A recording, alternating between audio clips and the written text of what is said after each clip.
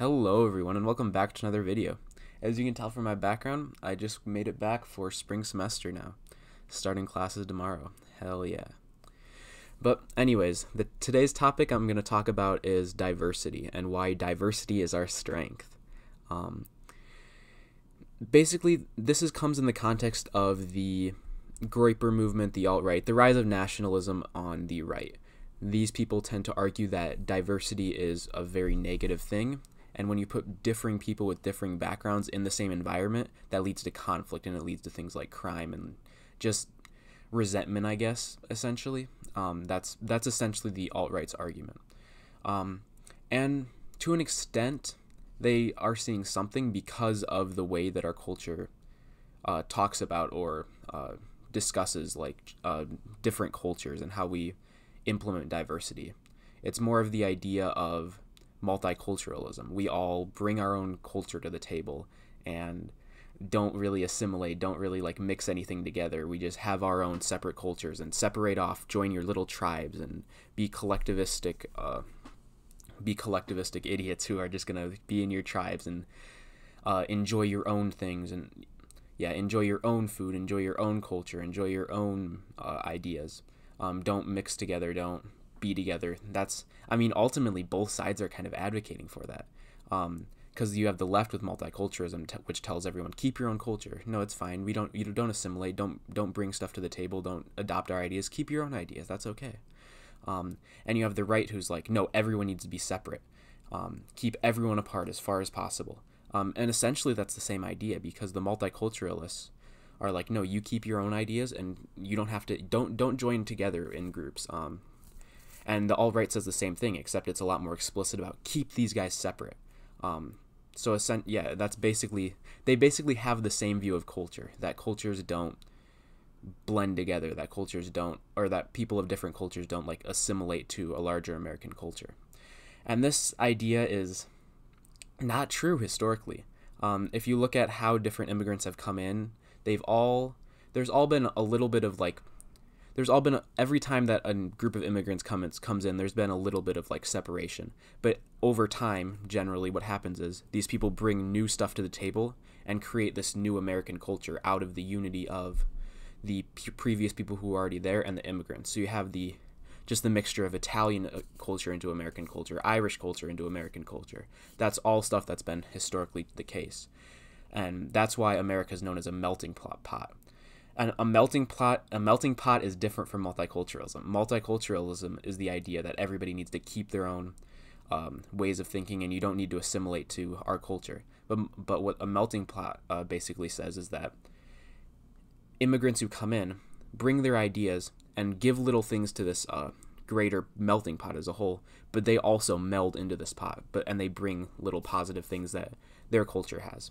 And essentially, this is actually a good way to develop a culture and make it more rational and stronger, because if you have a rational culture, or a more rational culture, one that is trying to perfect itself, I guess, try to be the best that it can be, you have immigrants come in and they discard their bad ideas and just bring in the good things. So, historically, this has always been the case.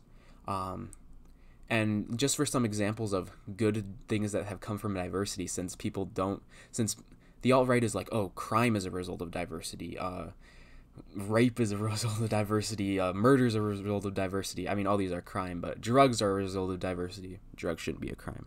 All these bad things are a result of diversity. It's not true. There is different rates for these different groups of people, but that's not as a result of diversity. It's a result of socioeconomic status for African American people, age as a result, or because of Hispanic people. There's always some lurking variable underneath that explains all these sort of things. It's never intrinsically race when you actually look into the stuff. When you actually look deeper into the statistic, because it's never actually race.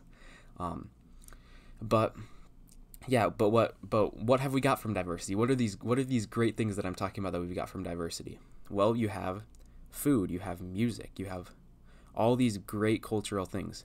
And if you don't believe that is what culture is, if you believe culture is some abstract Western idea of Christianity and all all that weird shit that the alt-right people believe, which Christianity is not the reason the West is great, by the way. Look at when Christianity was taken seriously. It's called the Dark Ages for a reason.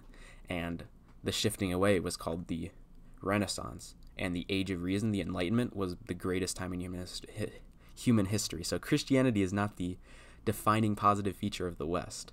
The reason the West is great is because it's secular, based in reason. But anyways, what are these great things we've got from culture? You have music, you have food, like you have rap music from the mixture of like jazz and all this other music. I'm not a music expert, but I know rap comes from jazz, and that's very much based on the assimilation of, or the melting of, black music with white music. Essentially, you have classical music and like the slave hymns. Essentially, they were melded together into jazz, which is basically what defines American music today. You have rock and roll, rap, all these sort of genres were ultimately combined, or ultimately stem from jazz for the most part, or at least from my understanding of how music has developed.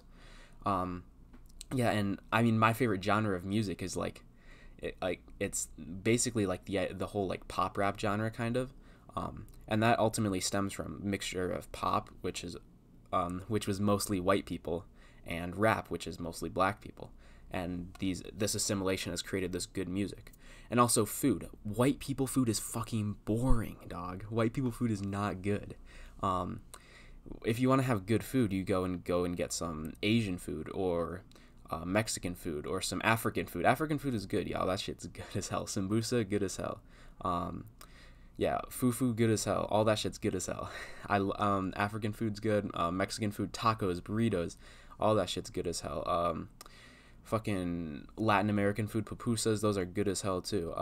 What else? Asian food, all the fucking Asian stir fry shit, that shit's amazing as hell. All this stuff came in from these different cultures and blended together. And that's one example of how great diversity is. All these great food things. Like what the fuck does white culture have like for food? It's nothing that's that good. Usually it's bland ass food, but whatever.